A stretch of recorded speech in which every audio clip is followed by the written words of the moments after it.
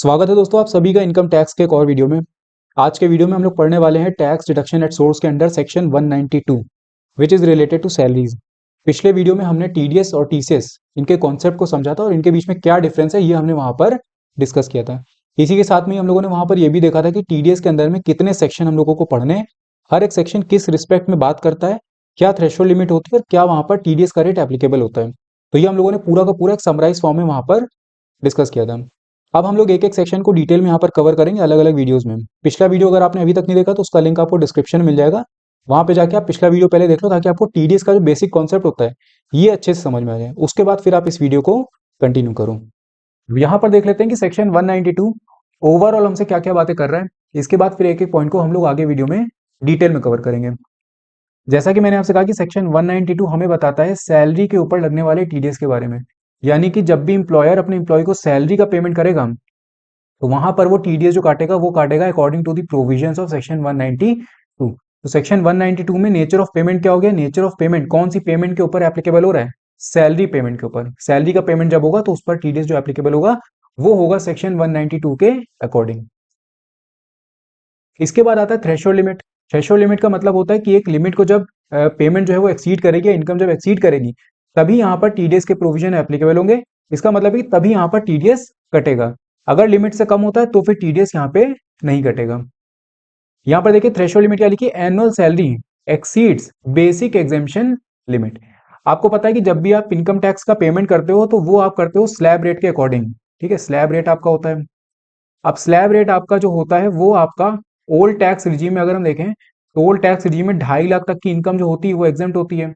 इसके बाद 2.5 लाख से लेकर के 5 लाख तक पे आपका 5% पड़ता है, फिर उसके बाद 20% पड़ता है, फिर 30% पड़ता है। यहीं पर अगर आप न्यू टैक्स रिजीम देखो जो कि आपकी अब डिफॉल्ट टैक्स रिजीम भी हो गई है तो उसमें 3 लाख तक की इनकम जो होती है उस पर तो नील हो गया, उसके बाद 3 से लेकर 6 लाख होता है, फिर 6 से लेकर 9 लाख होता है। इस तरीके से करके आपका स्लैब रेट चलता है। अब अगर आप देखोगे तो न्यू टैक्स रिजीम में आपकी 3 लाख तक की जो इनकम है वो आपकी एग्जेम्प्ट है, उस पर आपको कोई टैक्स का पेमेंट नहीं करना। यहीं पर अगर आप ओल्ड टैक्स रिजीम देखोगे तो वहां पर आपकी 2.5 लाख तक की इनकम जो होती है वो एग्जेम्प्ट होती है, उस पर आपको कोई टैक्स का पेमेंट नहीं करना। अगर आपकी जो एनुअल सैलरी आप रिसीव कर रहे हो, जो एनुअल सैलरी उसकी इंप्लॉय रिसीव कर रहा है वो यहाँ पर अगर बेसिक एग्जेम्पशन लिमिट को एक्सीड नहीं कर रही है तो फिर उस केस में टीडीएस एप्लीकेबल नहीं होगा, तब उसका टीडीएस नहीं कटेगा। लेकिन अगर बेसिक एग्जेम्पशन लिमिट को एक्सीड कर जाती है तब यहां पर टीडीएस का डिडक्शन होगा। जैसे कि अगर मान लो कि मंथली सैलरी जो रिसीव कर रहा था, अब यहां पर देखो टीडीएस लगता है कैसे।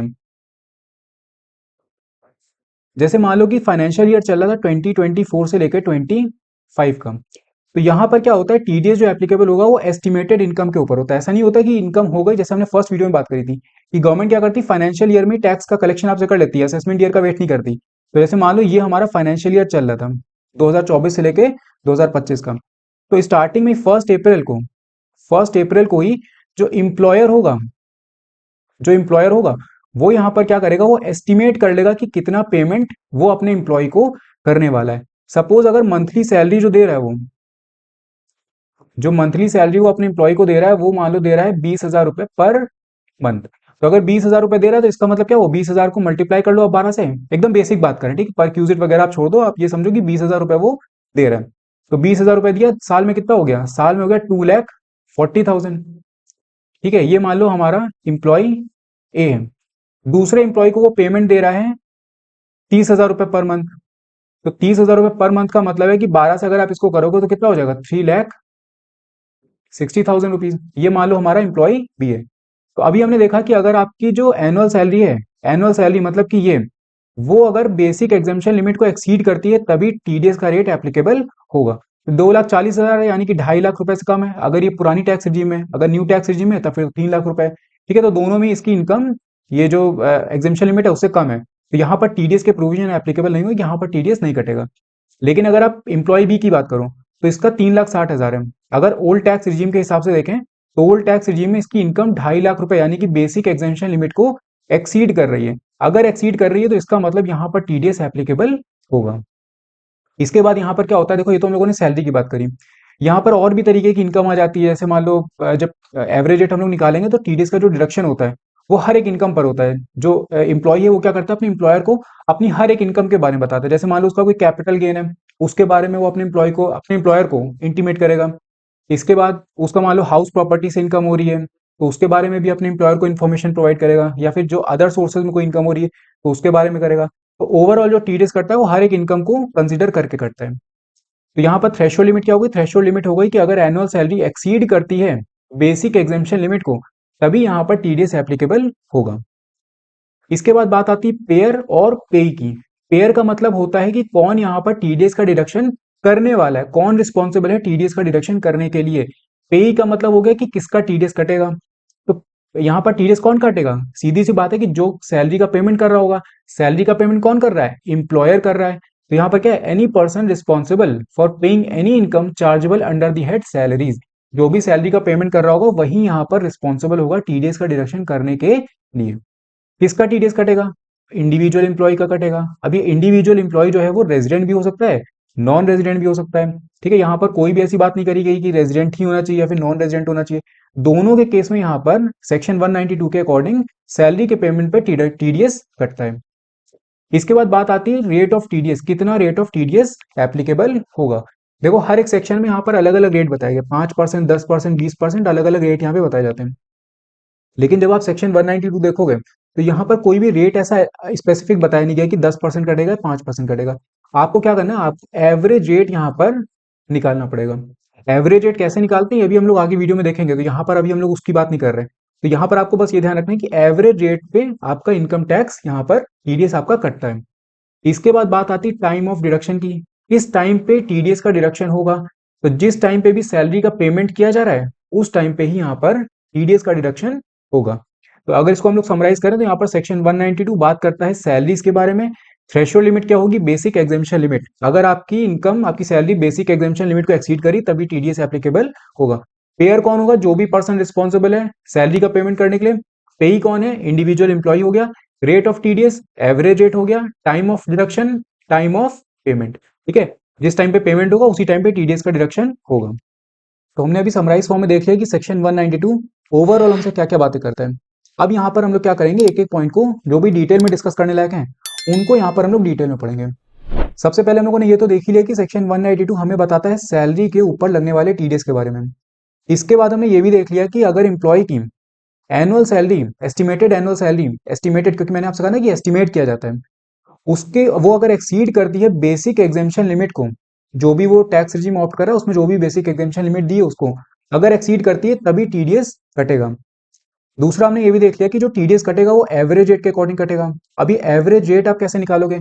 एवरेज रेट का देखिए फॉर्मूला यहाँ पर दिया है, income tax calculated on the total income divided by the total income multiplied by 100।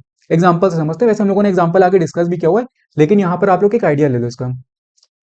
जैसे मान लो कि इम्प्लॉय की जो सैलरी है, इम्प्लॉय की जो सैलरी है उसको सिर्फ सैलरी इनकम हो रही है, उसकी कोई और भी अदर इनकम नहीं है। तो सैलरी मान लो उसकी साल की है 6 लाख रुपए। ठीक है, साल की 6 लाख रुपए, यानी कि मंथली अगर आप देखोगे तो 50,000 रुपीज मंथली हो जाएगी। अब अगर 6 लाख रुपए है और अगर ये ओल्ड टैक्स रिजीम को ऑप्ट करता है तो इसका मतलब 2.5 लाख रुपए तक की इनकम पे इसका कोई टैक्स नहीं कटेगा। नेक्स्ट 2.5 लाख जो होगा उस पे इसका कटेगा 5%। 5% अगर हम 2.5 लाख का देखें तो ये निकलता है 12,500 रुपए। इसके बाद बच गया 1 लाख रुपए। 1 लाख रुपए पे लगेगा 20%, तो ये 20% हो गया, ये हो जाएगा 20,000 रुपए। इसका अगर आप टोटल करोगे तो ये हो जाएगा 32,500। 32,500 पे अगर हम सेस देखें तो यहाँ पर देखिए सरचार्ज नहीं एप्लीकेबल हो रहा है, यहाँ पर लगेगा इसके बाद health and education says. Health and education says होगा 4% ऑफ 32,500। तो इसको अगर हम देखें तो 32,500 मल्टीप्लाइड बाई 4%, तो ये हो जाएगा 1,300 रुपए। 1,300 रुपए, ठीक है, 1,300 ये और प्लस 32,500, तो ये आ जाएगा 33,800। यानी कि जो हमने इनकम टैक्स निकाला वो कितना निकला? वो निकला 33,800 divided by total income. Total income का मतलब है कि सैलरी की इनकम हो गई, हाउस प्रॉपर्टी की हो गई, कैपिटल गेन की हो गई। लेकिन अब हमने यहाँ पर अज्यूम किया था कि इंप्लॉय को सिर्फ और सिर्फ सैलरी से इनकम हो रही है, उसकी कोई भी और अदर हेड के अंदर में इनकम नहीं है। तो यहाँ पर आप इसको डिवाइड करोगे 6 लाख रुपए से, मल्टीप्लाइड बाई 100। इसको अगर हम करें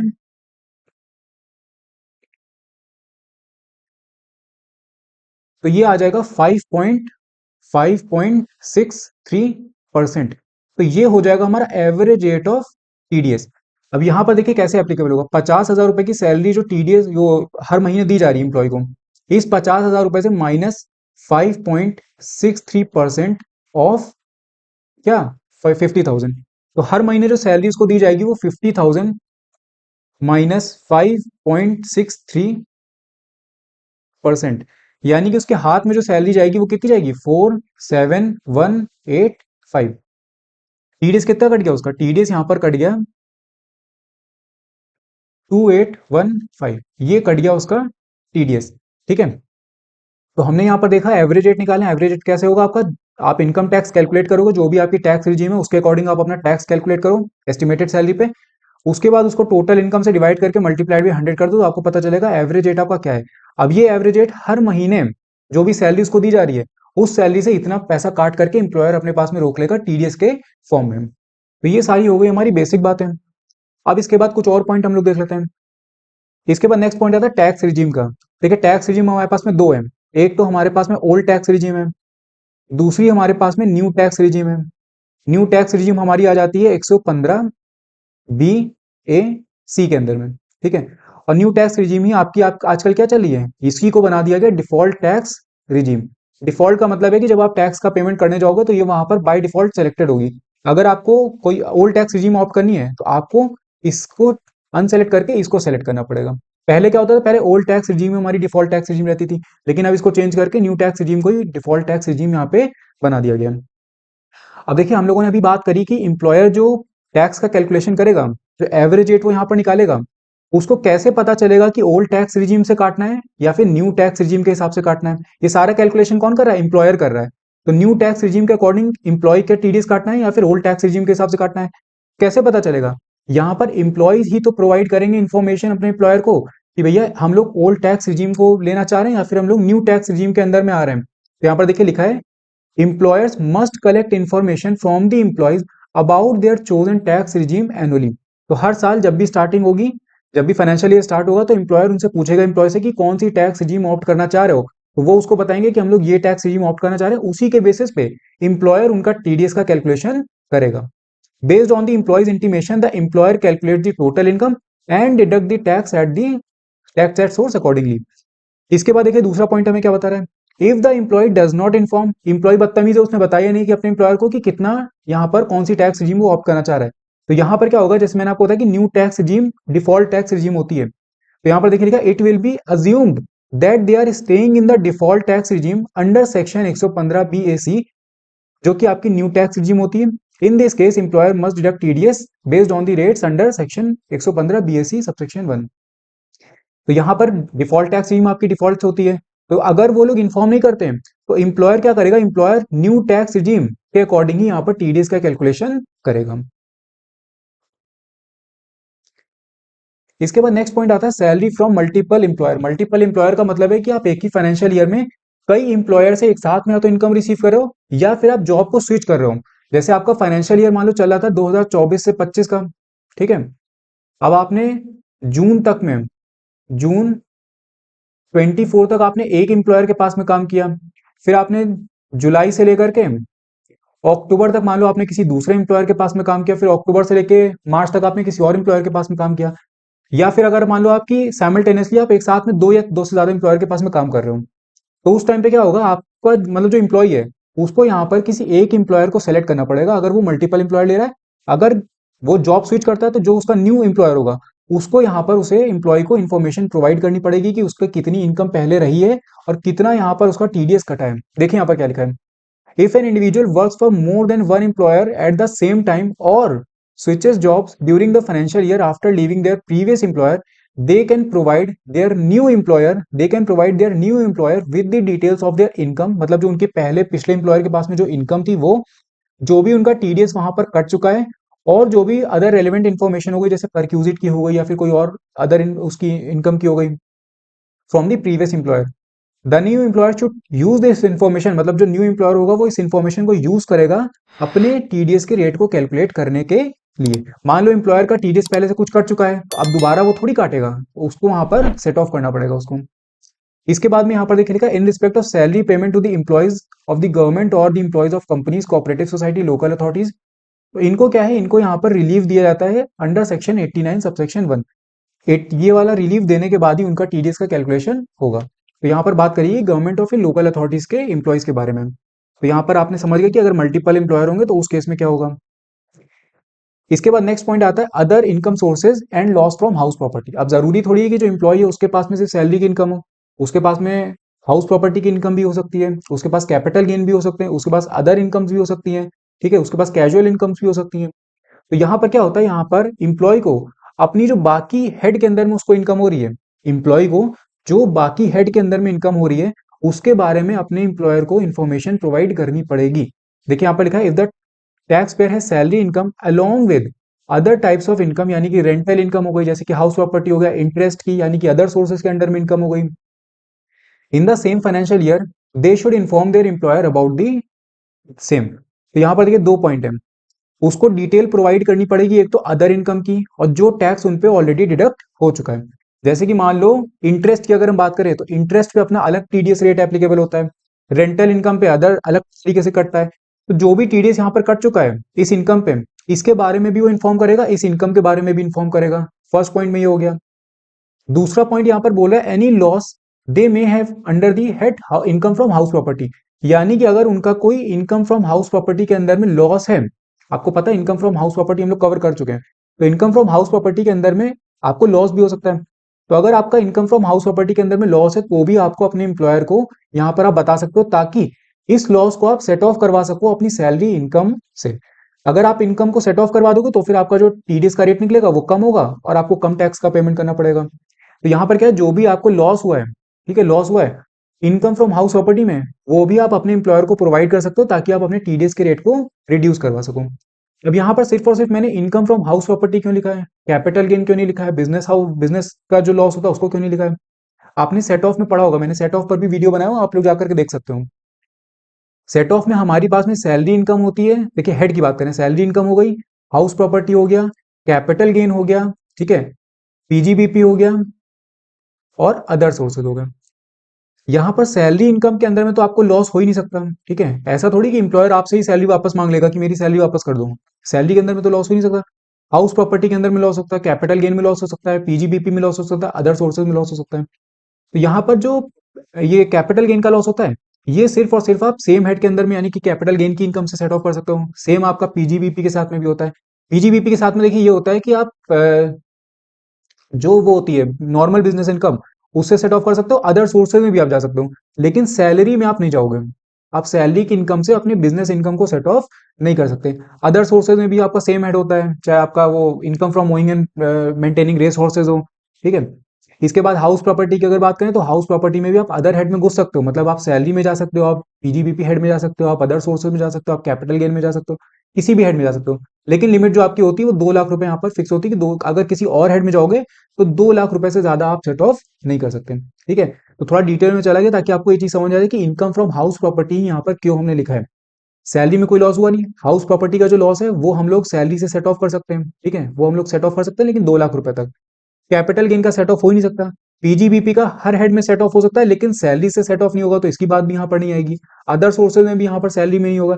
तो सिर्फ और सिर्फ इनकम फ्रॉम हाउस प्रॉपर्टी इस हेड के अंदर में अगर आपको लॉस हो रहा है तो वही आपका सैलरी से आप सेट ऑफ करवा सकते हो, तभी यहाँ पर इसकी बात करी गई है और इसीलिए हम लोगों ने इतना ज्यादा यहाँ पर कथा इसके बारे में पढ़ लिया। तो यहाँ पर क्या है, लॉस दे में have under the head income from house property, तो वो लॉस के बारे में भी इंटीमेट करेंगे। आगे पढ़िए, यहाँ पर क्या है underline, if they intend to shift out of the default tax regime, यानी कि अगर वो डिफॉल्ट टैक्स रिजीम को छोड़ करके ओल्ड टैक्स रिजीम में जाते हैं तभी वो यहाँ पर लॉस को सेट ऑफ करवाने की बात कर सकते हैं। अगर वो न्यू टैक्स रिजीम के अंदर में रहते हैं तो फिर यहाँ पर ये लॉस की बात भी नहीं आएगी, फिर वो अपने इनकम फ्रॉम हाउस प्रॉपर्टी के लॉस को अपनी सैलरी इनकम से सेट ऑफ नहीं करवा सकते, तो ये न्यू टैक्स रिजीम ने मना कर दिया है। तो इसलिए बोला है कि अगर वो इंटेंड कर रहे हैं कि वो बाहर निकलना चाहते हैं तभी वो लॉस के बारे में इंटीमेट करें, नहीं तो कोई मतलब यहाँ पे नहीं बनेगा। इसके बाद यहाँ पर ये लिखा है कि employer needs to consider all this information while calculating the tax to be deducted at source. इसके बाद यहाँ पर नोट में कुछ और पॉइंट आपको बताए गए, वो भी आप देख लो, वैसे हम लोगों ने डिस्कस कर लिया है। यहाँ पर देखिए लिखा है tax deducted from the salary will not be reduced due to any adjustment such as other income or deduction unless the loss from house property has been taken into consideration and the adjusted income and the salary income. समझिए इसको क्या है, ये first point की बात कर रहा है। हम लोगों ने जो इन इनकम्स को ऐड करने, मतलब जो अदर इनकम है, उनको ऐड करने के पहले हमने निकाला कि टीडीएस जो हमारा बन रहा था वो मान लीजिए कि 6% के हिसाब से बन रहा था। फिर अदर इनकम आई, अदर इनकम के साथ में यहाँ पर उनका टीडीएस आया, वो आया, ठीक है। उसमें मान लेते हैं कि थोड़ी देर में जो टीडीएस का रेट हुआ वो हमारा रिड्यूस हो गया, तो यहाँ पर मान लेते हैं कि थोड़ी देर के लिए 5% हो गया। तो अगर ऐसा होता है कि मतलब अदर इनकम आपने जब ऐड करी तो आपका टीडीएस का रेट रिड्यूस हो गया, जो कि आप सैलरी पे लगा रहे थे, तो फिर आपका जो पुराना रेट होगा, मतलब जो पहले आप कैलकुलेट करते हैं वही होगा। ऐसा नहीं होगा कि अदर इनकम को ऐड करने के बाद आपका टीडीएस का रेट यहाँ पर रिड्यूस हो जाए और उस पर आप अपना टीडीएस का पेमेंट करो। लेकिन अगर ये जो रिडक्शन हुआ है आपका, अगर ये आपका इनकम फ्रॉम हाउस प्रॉपर्टी के अंदर जो लॉस आपने सेट ऑफ किया उसकी वजह से हुआ है, तो फिर कोई दिक्कत नहीं, तब फिर आप यहाँ पर 5% वाला जो आपका आया उस पर आप आराम से टीडीएस का पेमेंट कर सकते हो। तो यही बात हमारे फर्स्ट पॉइंट में बोली गई है। इसके बाद यहाँ पर बोला गया कि लॉस फ्रॉम हाउस प्रॉपर्टी अगर आपका है तो वो आप मैक्सिमम जो सेट ऑफ कर सकते हो वो 2 लाख रुपए तक ही सेट ऑफ कर सकते हो। तो ये हमने आपको स्टार्टिंग में बता दिया। इसके बाद यहाँ पर आता है इफ द टैक्स पर और does not opt out and remains in the default tax regime, ठीक है, अगर वो डिफॉल्ट टैक्स रिजीम यानी कि न्यू टैक्स रिजीम के अंदर ही बैठा रहता है, तो फिर यहाँ पर जो भी लॉस होगा उसका हाउस प्रॉपर्टी का, वो सेट ऑफ वहां पे वो नहीं कर सकता। अगर वो ओल्ड टैक्स रिजीम को ले लेता है तो फिर वो सेट ऑफ कर सकता है। इसके बाद नेक्स्ट आता है requirement to obtain evidences of claim. तो यहां पर अभी हमने देखा कि अदर इनकम की बात हुई थी, मतलब कि अदर इनकम के बारे में एम्प्लॉय बताएगा अपने एम्प्लॉयर को, उन पे जो टीडीएस कटा है उनके बारे में बताएगा, ठीक है, लॉस अगर कुछ हो रहा है तो उसके बारे में बताएगा। तो ये सारी चीजें वो क्यों बता रहा है, ताकि यहाँ पर टीडीएस का रेट जो एम्प्लॉयर कैलकुलेट कर रहा है वो सही से कैलकुलेट कर पाए और जो भी सेट ऑफ वगैरह है वो यहाँ पर उसको दे पाए। तो एम्प्लॉयर ऐसे तो दे नहीं देगा, एम्प्लॉयर कहेगा कि भैया हमको आप एविडेंसेस दो, हमको आप प्रूफ प्रोवाइड करो कि आपके ये लॉसेस यहाँ पर हुए हैं, इतना इतना टीडीएस आपका कटा है और ये पर्टिकुलर इनकम आपको और हो रही है। जो मैं आपको पे कर रहा हूँ उसके बारे में तो मुझे पता है, जो भी आप बोल रहे हो कि आपका अलग से कमा रहा हो उसके बारे में आपको मुझे प्रूफ प्रोवाइड करना पड़ेगा। तो यहाँ पर देखिए लिखा है employer paying salary income are required to collect evidence proof और details from their employees regarding their claims for deduction और set off losses as per the provisions of income tax act. यानी कि मान लो जैसे अगर उसको हाउस प्रॉपर्टी में loss हो रहा है, वो अपने एम्प्लॉयर को कह रहा है कि सेट ऑफ कर दो, तो एम्प्लॉयर कहेगा कि पहले कुछ प्रूफ उसमें प्रोवाइड करो, तब हम मानेंगे कि आपको लॉस यहाँ पे हुआ है। इसके बाद देखिए यहाँ पर लिखा है if the employer informs their employer about opting out of the default tax regime under section 115 BAC rule 26C requires the employee to provide the evidence of certain claims in form 12BB। यहाँ पर ये point हमसे क्यों इस तरीके से बात कर रहा है, ये पॉइंट हमको बता रहा है कि अगर इंप्लॉय ऑप्ट आउट करना चाहता है डिफॉल्ट टैक्स रिजीम में, तब यहां पर रूल 26C ने हमसे बोला है कि इंप्लॉय को प्रोवाइड करने पड़ेंगे एविडेंसेस। क्यों प्रोवाइड करने पड़ेंगे, क्योंकि अगर वो डिफॉल्ट टैक्स रिजीम में ही रहता तो फिर तो कोई सेट ऑफ की बात ही नहीं आती। अगर वो ओल्ड टैक्स रिजीम, उसमें न्यू टैक्स रिजीम में रहता, डिफॉल्ट टैक्स रिजीम जो हमारी है उसमें अगर वो रहता, उसी में वो पेमेंट करता टैक्स का, तो फिर यहाँ पर लॉस को सेट ऑफ कर नहीं पाता। और अगर वो लॉस सेट ऑफ करने की बात कर ही नहीं पा रहा है तो फिर यहाँ पर एविडेंस की बात भी नहीं आएगी, तब इंप्लॉयर क्यों मांगेगा कि हमसे हमको एविडेंस दो। लेकिन अगर वो इसको छोड़ करके ओल्ड टैक्स रिजीम में वापस जाता है तो फिर यहाँ पर उसको एविडेंस प्रोवाइड करने पड़ेंगे। तो यही बात यहाँ पर आपकी बोली गई है। इसके बाद यहाँ पर देखिए एक चार्ट आपको दिया गया है जिसमें आपको नेचर ऑफ क्लेम, कौन से आप क्लेम मांग रहे हो और आपको कौन कौन से एविडेंसेस प्रोवाइड करने हैं। आप अपनी बेसिक अंडरस्टैंडिंग के लिए इसको देख सकते हो। जैसे एचआरए अगर आप क्लेम कर रहे हो तो यहाँ पर जो भी आपका वो है लैंडलॉर्ड, उसका नेम, उसका एड्रेस, पैन कार्ड की इंफॉर्मेशन, अगर 1 लाख रुपए से जो रेंट आप पे कर रहे हो वो एक्सीड करता है, अगर 1 लाख रुपए से कम है तो फिर पैन प्रोवाइड करने की जरूरत नहीं है, उससे ज्यादा अगर होता है तो फिर आपको पैन कार्ड की डिटेल भी प्रोवाइड करनी पड़ेगी लैंडलॉर्ड की, अपनी नहीं लैंडलॉर्ड की, ठीक है।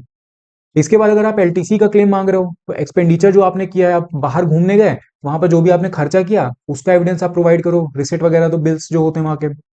इसके बाद अगर आप डिडक्शन क्लेम कर रहे हो interest on income from house property का, ठीक है, इंटरेस्ट हम पेमेंट करते हैं हाउस को बनाने के लिए, जो हमने लोन लिया उस पर जो हम इंटरेस्ट पेमेंट कर रहे हैं, तो जो भी इंटरेस्ट का पेमेंट है उसके लिए आपको क्या करना पड़ेगा, name, address and pan of the lender, जिसने भी आपको पैसा दिया है उसका पैन की डिटेल, उसका एड्रेस, उसका नाम। इसके बाद आप कोई भी डिडक्शन क्लेम कर रहे हो अंडर चैप्टर 6A, यानी कि जो 80C से लेके 80U के बीच में हमारे जो भी डिडक्शन आते हैं, तो उसमें भी आपको जो भी आपने इन्वेस्टमेंट करी या फिर जो भी आपने एक्सपेंडिचर करा है उसकी भी एविडेंस आपको प्रोवाइड करने पड़ेंगे। इसके बाद में देखिए यहाँ पर एग्जेम्पशन कुछ दी गई है हमको एविडेंस प्रोवाइड करने से, कि एचआरए की आपको एग्जेम्पशन मिल जाएगी, मतलब जो एविडेंस आप प्रोवाइड करो वो आपको नहीं प्रोवाइड करने पड़ेंगे।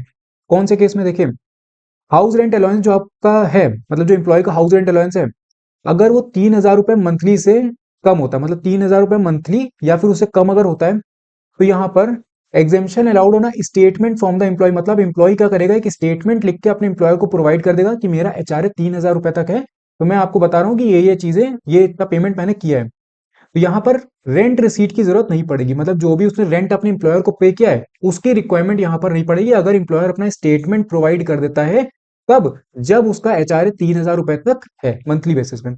लेकिन अगर 3,000 को एक्सीड कर जाता है तो फिर यहाँ पर exemption allowed only upon the submission of rent receipt, तो रेंट रिसीट उसको प्रोवाइड करनी पड़ेगी, तभी यहाँ पर उसको एग्जेम्पशन मिलेगी। इसके बाद यहाँ पर देखिए लिखा है एनुअल रेंट एक्सीड्स 1,00,000 रुपीज, तो ये हम लोगों ने देख लिया कि अगर एनुअल रेंट जो है वो 1,00,000 रुपए को एक्सीड करता है तो एम्प्लॉय को पैन कार्ड भी प्रोवाइड करना पड़ेगा अपने लैंडलॉर्ड का। इसके बाद नेक्स्ट आता है एडजस्टमेंट ऑफ टैक्स डिडक्शन। अब देखिए हम लोगों ने भी बात करी थी कि जो टीडीएस कट रहा है वो एस्टिमेटेड इनकम के ऊपर कट रहा है, यानी कि 2024 से 25 का हमारा फाइनेंशियल ईयर था। इसमें स्टार्टिंग में ही एम्प्लॉयर ने क्या किया, एस्टिमेट कर लिया अपने एम्प्लॉय की इनकम 50,000 रुपए, जैसे हमने एग्जाम्पल में लिया था कि 50,000 रुपए उसकी मान लीजिए मंथली इनकम आ रही है। अब ऐसा तो है नहीं कि पूरे साल उसकी मंथली इनकम यही रहेगी, हो सकता है कि उसका प्रमोशन हो गया या फिर उसका इंक्रीमेंट हो गया हो, 50,000 रुपए से बढ़ करके उसकी जो मंथली इनकम है वो यहाँ पर 70,000 रुपए हो गई हो, या फिर उसको साल में कोई और इनकम हुई हो किसी और हेड के अंदर में। तो यहाँ पर क्या होगा कि ऐसा नहीं कि जो टीडीएस का रेट एक बार हमने कैलकुलेट कर लिया वही यहाँ पर चलेगा, यहाँ पर एडजस्टमेंट भी हो सकता है। यहाँ पर देखिए क्या लिखा है, employers can adjust the tax deduction in if the initial estimate of an employee's income from salaries under their salaries changes during the year। अगर उसकी सैलरी से होने वाली इनकम अगर चेंज होती है ईयर के बीच में कभी भी, तो यहाँ पर टीडीएस का जो रेट होगा वो भी हमारा चेंज हो जाएगा, और जो बचे हुए 7 महीने हैं उनमें ही हमारा यहाँ पर वाला रेट एप्लीकेबल होगा, उसी के अकॉर्डिंग टीडीएस का डिडक्शन होगा। इसके बाद नेक्स्ट पॉइंट आता है payment of tax by the employer on the non monetary perquisite. ये पॉइंट हम लोगों ने लास्ट वाले वीडियो में भी डिस्कस किया था। देखिए नॉन मॉनेटरी परक्यूजिट जो होते हैं इसमें दो ऑप्शन होते हैं, एक तो एम्प्लॉय के उससे आप मतलब सैलरी से टीडीएस काट सकते हो, दूसरा यहाँ पर एम्प्लॉयर भी अपने बेसिस पे पेमेंट कर सकता है, नॉर्मली एम्प्लॉयर ही पेमेंट कर देता है।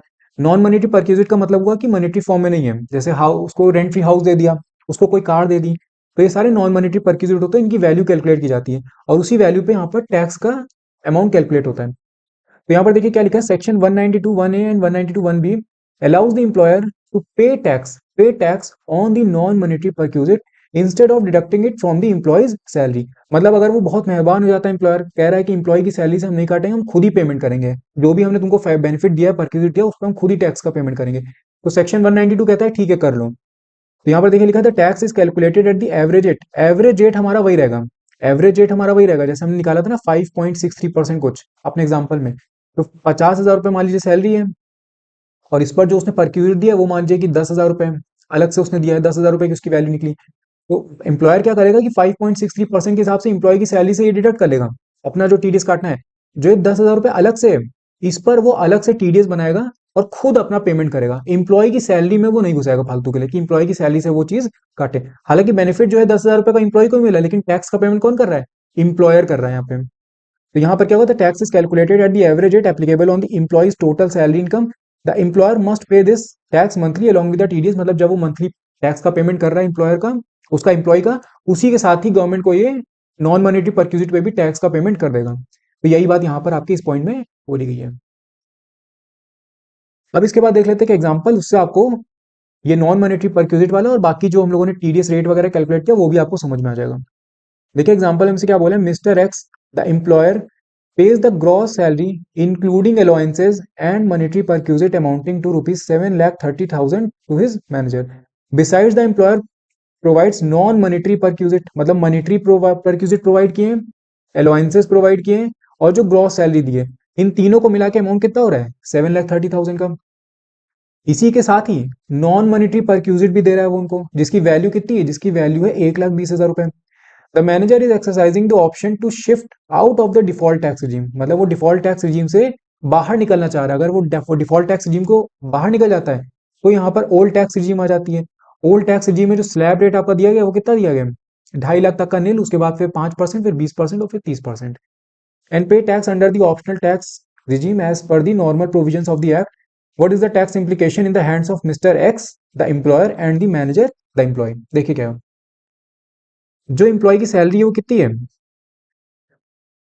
सैलरी है यहाँ पर उसकी 7,30,000 रुपीज प्लस उसको जो परक्यूजिट मिल रहे हैं वो कितने हैं, 1,20,000 के। तो इनको अगर आप ऐड करो तो ये कितना हो जाएगा, 8,50,000। अब एक चीज का ध्यान यहाँ पर ये रखिएगा, देखिए ग्रॉस सैलरी लिखा हुआ है। हम लोगों ने जब सैलरीज पढ़ा था तो सैलरीज मैंने आपको बताया था कि एक स्टैंडर्ड डिडक्शन मिलता है। तो ये हो गई उसकी ग्रॉस सैलरी टोटल जो उसको मिल रहा है। इसमें से हम क्या करेंगे, स्टैंडर्ड डिडक्शन डिडक्ट करेंगे, जो कि आपको मिलता है 50,000 रुपए का। ये डिडक्ट करने के बाद जो इनकम आएगी इसकी, वो आएगी 8 लाख रुपए। 8 लाख रुपए इसकी टोटल इनकम आ गई। इसकी टोटल इनकम कितनी आई, 8 लाख रुपए। इसके पास में और कोई हेड में तो इनकम है नहीं, तो सैलरी की इनकम इसकी टोटल इनकम हो जाएगी। तो 8 लाख रुपए की इनकम अगर इसकी आ रही है, तो अगर हम एवरेज रेट निकालें तो कैसे निकलेगा, 2.5 लाख पे तो नील हो जाएगा। इसके बाद 2.5 लाख से लेकर के 5 लाख तक पे 5% लगेगा, यानी कि ये हो जाएगा 12,500 रुपए। इसके बाद बचा कितना, 5 लाख यहाँ पे हो गया, बचा 3 लाख रुपए। तो 3 लाख रुपए पे यहाँ पर लगेगा 20% का। तो 20% अगर आप इसका कैलकुलेट करो तो 3 to 6 60,000। 60,000 ये हो गया। इसको टोटल करते हैं, ये हो जाएगा 72,500। 72,500 पे सरचार्ज तो एप्लीकेबल होगा नहीं यहाँ पर, क्योंकि 50 लाख से इनकम कम है। तो यहाँ पर आ जाएगा हेल्थ एंड एजुकेशन सेस 4% का। तो इस पे अगर हम 4% का एडिशन करें तो ये हो जाएगा 72,500 प्लस 4%। तो ये टोटल जो आपका निकलेगा वो निकलेगा 75,400। ठीक है, 75,400। तो ये हो जाएगा हमारा टैक्स। अब इसी टैक्स के बेसिस पे हम अपना टीडीएस का रेट निकालें। तो टीडीएस का रेट आपका एवरेज रेट कैसे निकलता है, एवरेज रेट आपका निकलता है टैक्स अपॉन में टोटल इनकम मल्टीप्लाइड बाई 100। तो ये हो जाएगा 75,400 divided by 8 lakh rupees multiplied by 100। तो multiplied by 100 divided by 8 lakh, ये आ जाएगा 9.425। एवरेज रेट हमारा निकलेगा 9.425%। ठीक है, ये हो गया। अब इसके बाद अगर हम क्वेश्चन में देखें तो यहाँ पर देखिए हमसे पूछा गया tax implication in the hands of mister x and the manager. तो मैनेजर के ऊपर टैक्स इंप्लीकेशन कब आती है, जो उसने परक्यूजिट का पेमेंट किया है उस परक्यूजिट पर अगर वो खुद टैक्स का पेमेंट कर देता है। जैसे मान लीजिए कि यहाँ पर जो हमने 75,400 निकाला, ये पूरा का पूरा इसके अंदर परक्यूजिट का भी ऐड है। लेकिन अगर मान लीजिए कि इंप्लॉयर टैक्स का पेमेंट कर देता है on the non monetary perquisite जो उसने दिया है, तो यहाँ पर कितना बनेगा, यहाँ पर उसने 1,20,000 का वो दिया था परक्यूजिट। 1,20,000 पे अगर हम कैलकुलेट करें at the average rate of tax, तो ये हो जाएगा मल्टीप्लाइड बाई 9.425%। तो ये आ जाएगा 11,310 रुपए। तो 11,310 रुपए यहाँ पर इंप्लॉयर पे करेगा, क्योंकि उसने नॉन मॉनेटरी परक्यूजिट पे टैक्स दिया है।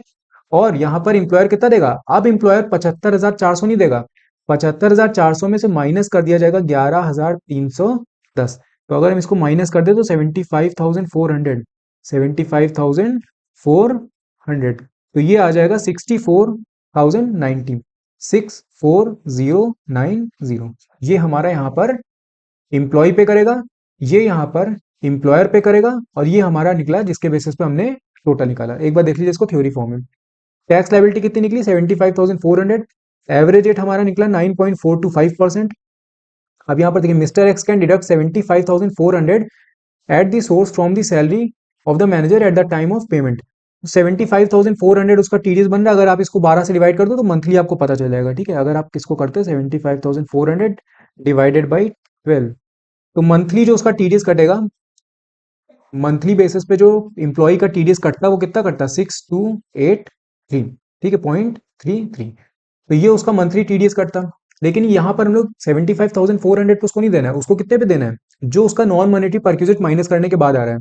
यहाँ पर देखिए alternatively mister X can pay tax, यानी कि employer can pay tax on the non monetary perquisite as under. कितना होगा, 9.425% मल्टीप्लाइड बाई 1,20,000। कितना हो गया, 11,310 रुपए। अब 11,310 को हम लोग माइनस कर देंगे 75,400 में, तो हमें मिलेगा 64,090। तो इसका मतलब अब जो मंथली टीडीएस कटेगा वो कितना कटेगा, 64,090 डिवाइडेड बाई 12। तो यहाँ पर जो इंप्लॉय का अब टैक्स कटेगा मंथली बेसिस पे वो कटेगा 5340.8। ठीक है, तो इस मतलब इसको राउंड ऑफ कर लेना 5341 के करीब। तो ये उसका यहाँ पर टीडीएस कटेगा। इसके बाद देखिए यहाँ पर एक पॉइंट और लिखा है, ये भी समझिए। If mister X pays tax on of rupees 11,310 on the non monetary perquisite, the same is not deductible as expenditure as per the section 40A।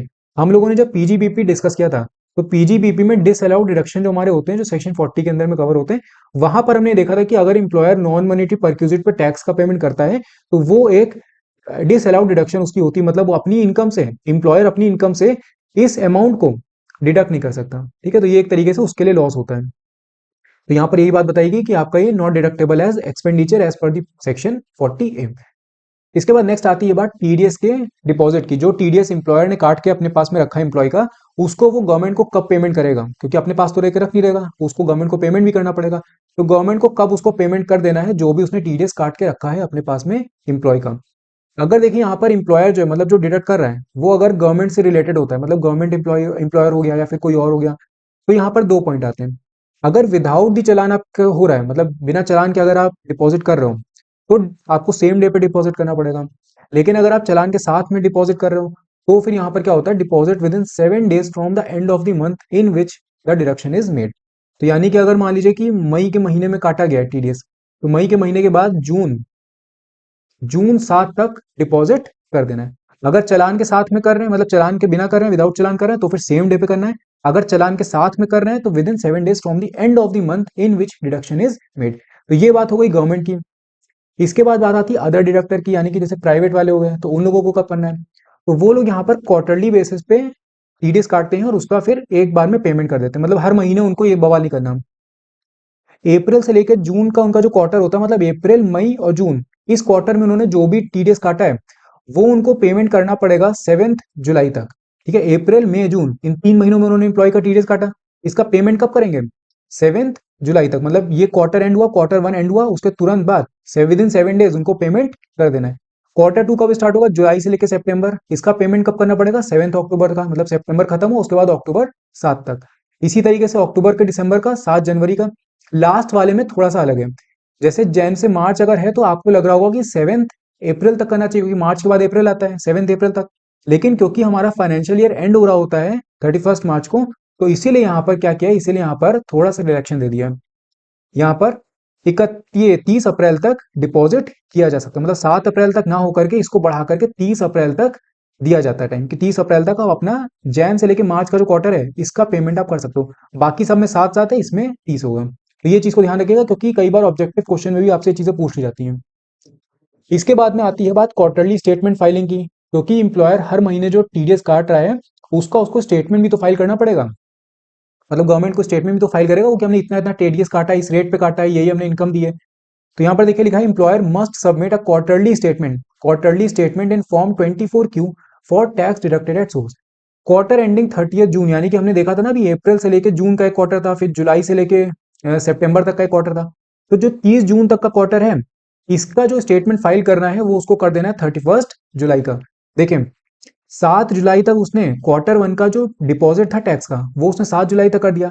इसका जो स्टेटमेंट वो फाइल करेगा, वो उसको कर देना है 31 जुलाई तक। ठीक है, 31 जुलाई तक, 7 जुलाई तक पेमेंट कर दिया, इसके बाद कुछ दिन का टाइम मिला, स्टेटमेंट प्रिपेयर करा, उसके बाद 31 जुलाई तक स्टेटमेंट फाइल कर दिया अपने क्वार्टर 1 का।